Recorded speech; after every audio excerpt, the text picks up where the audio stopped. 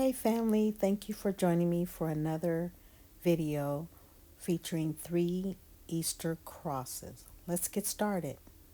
Okay, this is a little window that I got from Dollar Tree. So I'm going to take off, excuse me, this little clip, which you can clip in a picture. I just took the screw out. And then the cross that's beside it is a cut that I got from Sherry's Decor and More. So I'm going to paint up this base with Spanish marsh, Spanish, I can't even talk, Spanish moss from Folk Art. So I'm going to spray up my little pouncer and we're going to go ahead and do that all over. Guess I can't talk tonight. Of course, it's like 3 o'clock in the morning, insomnia as usual. But I'm just going to pounce this up. Get a good base coat going.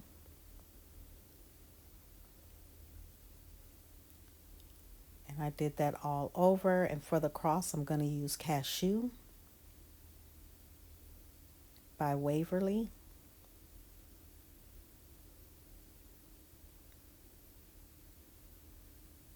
And again, just going to do the front.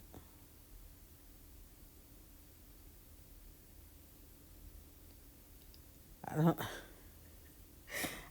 I sped this up, but I know y'all don't want to sit there and watch me just paint this whole thing. So they're all done, and now I got my dark antiquing wax from Bear. And we're just going to grunge this up a little bit. Put some on your brush, get a little bit off. I don't know, my brush was acting funny that night, and I kept looking at like, what is going on? But we get there, we get there. Of course, this is optional. It's not a requirement. And I'm going to do the entire cross. The entire cross. I'm going to do the entire window, and then I'm going to do the cross. Telling y'all we should not do voiceovers when we're tired.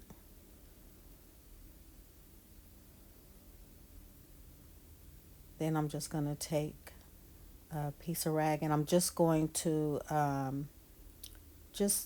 blend it in so it's just not so stark, and give it a little dimension of, and as usual, as I always say, this is not a requirement, this is just my choice.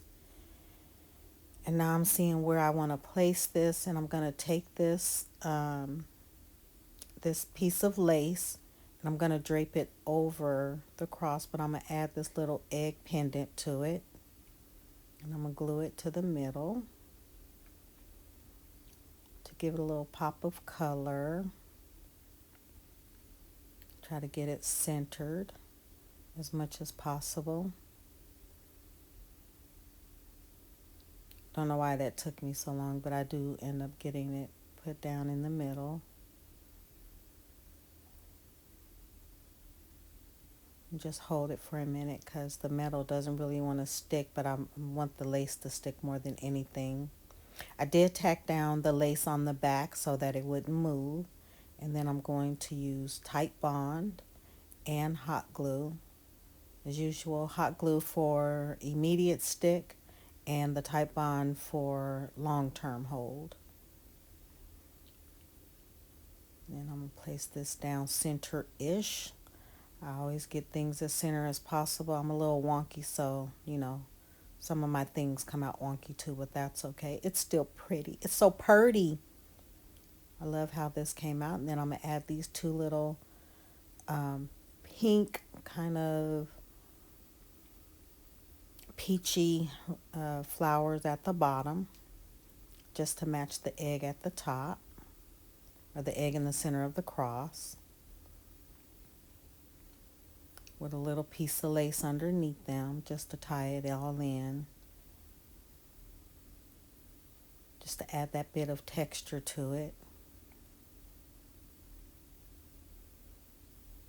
And a few little greenery pieces, and there's my cross. Okay, here I'm going to take these 4 little crosses from the wood pile at Hobby Lobby, and these 3 squares, well, I had already glued 2 of them together, and I forgot that I wanted just a little bit thicker, so here I'm going to use Titebond Gonna put it on, then I'm gonna use my little tool that is actually a glue spreader to spread the glue out. I'm not gonna make you all sit through this, but this is a good tool to have.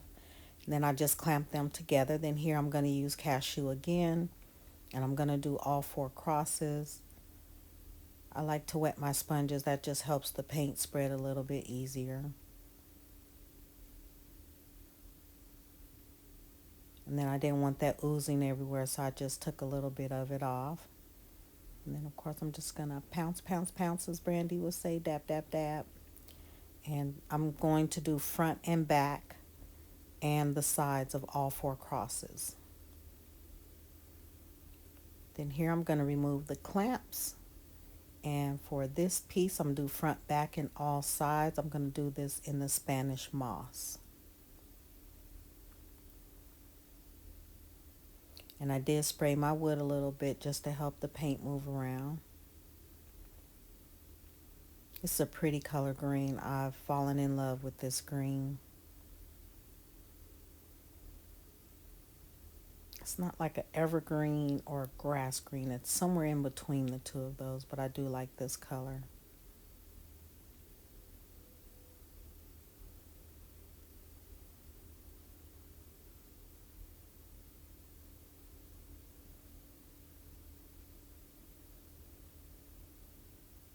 And I'm just going to paint that up all the way around, front, back, and all four sides.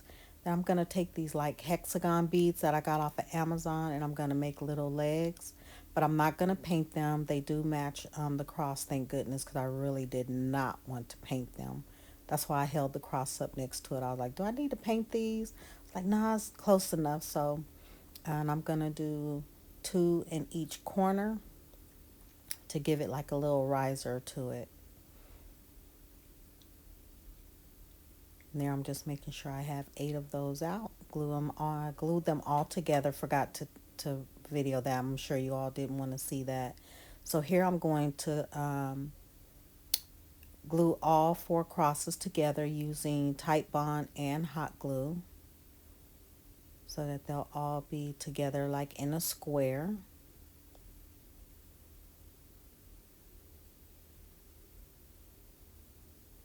And then I'm going to glue it to the top of the riser.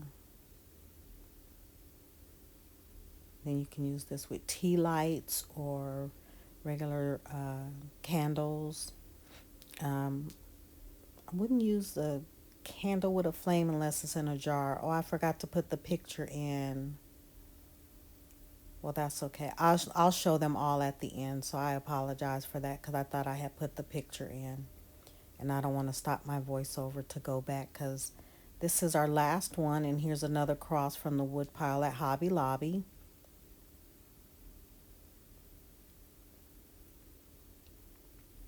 And I am going to paint this with cashew as well.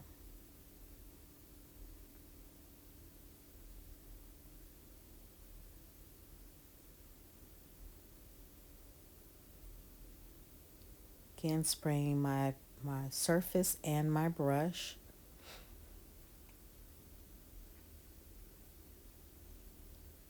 And I want to thank you all for watching my video. I appreciate it.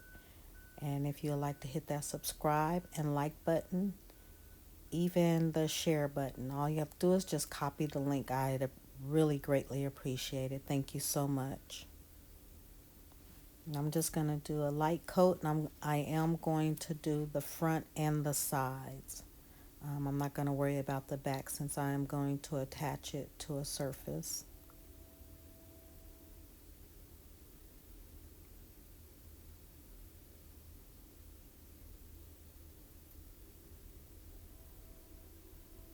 And there it is, all done. And then here's the decorative plate I'm going to do. This was gifted to me from a family viewer, and I appreciate Jill for sending this to me. Went perfect with the decor I wanted to do. Here I'm just going to put this on here, and I think I think after I attach the cross, it's not even in the center, but that's okay. Oh, there's the cross. I put it in the wrong place, so, but that's okay. All right, so So I'm going to put this lace down. But to hold it down, I am going to put the cross on top because I was trying to figure out what's the best placement for this. So I was trying to make sure that I did have enough lace on there. And then trying to make sure that it reaches around to the back. Sorry, live right across from train tracks. This always happens to me. But I decided leave it in so you all know my pain of doing multiple voiceovers. So here I decided, okay, I'm going to grunge up the cross a little bit to tie it in with all the other ones. That's what we affectionately call the crazy train. So if you ever want to ride, let me know. Has plenty of room, plenty of room. And sorry, I'm kind of out of frame. Then again, I'm going to take the little towel, little cloth that I have and just kind of rub it in, and so it's not so stark and the lines aren't so stark. And then I'm going to add some hot glue. I think for this piece I only use hot glue for this. I was having issues with my Tite Bond. Again, get it center-ish, push it down, hold it for a moment, make sure it's down. And then here I flip it over. So either it's a little wonky or I'm a little wonky. And now I'm going to cut the lace so that I can pull it around the plate when I glue it.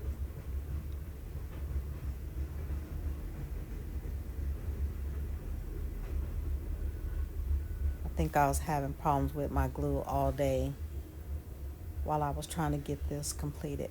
But I pushed on.